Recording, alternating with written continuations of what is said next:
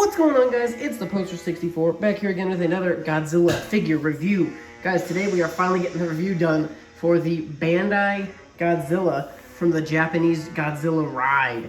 Guys, the second I saw these figures released, I knew I had to get them. It took me some time and some little bit of creativity to get a hold of them as early as I did. Of course, I got a hold of them early and then didn't review them early.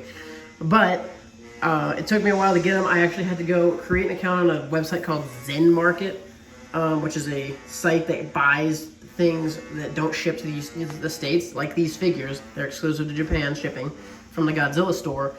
And basically you pay them to buy items for you, and then for a fee, they buy them and ship them to you. So I had to do that to get a hold of these guys, but well worth it because I love the design of these figures.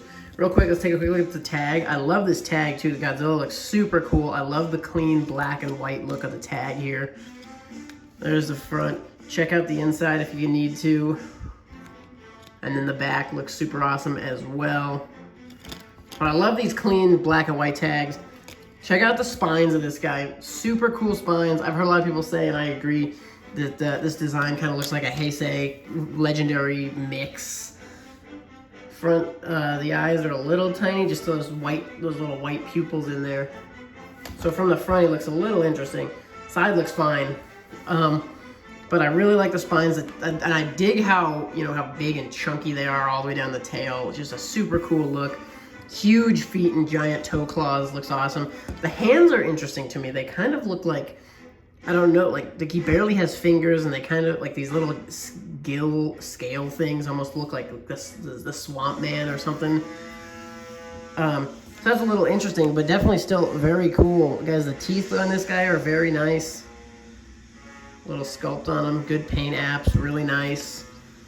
We got a couple different tones of like a very, very dark green kind of on the spines. I wouldn't mind if they had a little bit differential colors, but still looks amazing, guys. Articulation-wise, both of these joints on the tail are fixed. You might be able to break those seals, but I do not feel like messing with it. Totally looks like a dinosaur tail here. Articulation, so the only articulation we got is the leg will go 360 for you, and the arms will also go 360. No head or neck articulation either, so just the arms and legs articulation-wise. Wouldn't have been mad if we got some head articulation or a piece of tail articulation, even though I never use the tail articulation, but would have been fun to get something out of that. Either way, guys, but I really enjoy this figure. If you want to get him, check him out on, unless you can either go through the Zen Market stuff, but now enough people have gotten them and are reselling them. You can pretty much get them for a comparable price on eBay. I just checked, and as of now, you can get them for about $75 to $90 on eBay if you're interested in doing that.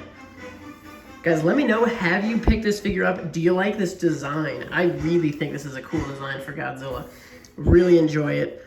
I hope we get to see more of him. I definitely would love to check out the ride. I've seen a couple of the YouTube videos, people doing it. It looks awesome. I totally want to go down to Japan and do this ride and check it out, and check out the Godzilla store where this guy is an exclusive to.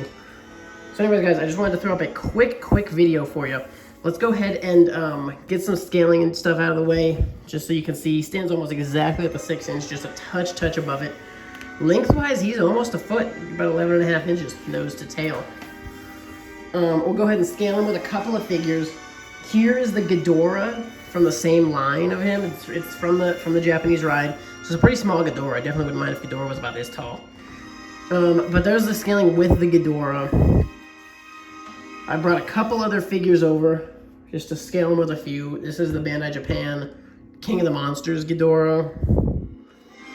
And then I also grabbed the Bandai Japan Ghidorah 1991. So obviously all these Ghidorahs are a touch small.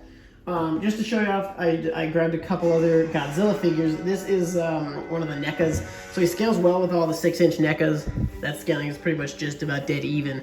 So there's a NECA. And then the last figure I grabbed to scale him with, just so you can see, this is the Bandai Japan Godzilla from King of the Monsters. So there is that scaling. So like I said, obviously being in the Bandai Japan 6-inch line, he's going to scale pretty well with anything you want him to. Guys, let me know in the comments though, did you pick this guy up? Do you want him? What do you think of the design? I'd love to know. I'd love to hear your guys' opinions on it. So let me know down below for sure. Guys, thank you so much for watching, and we will see you in the next one.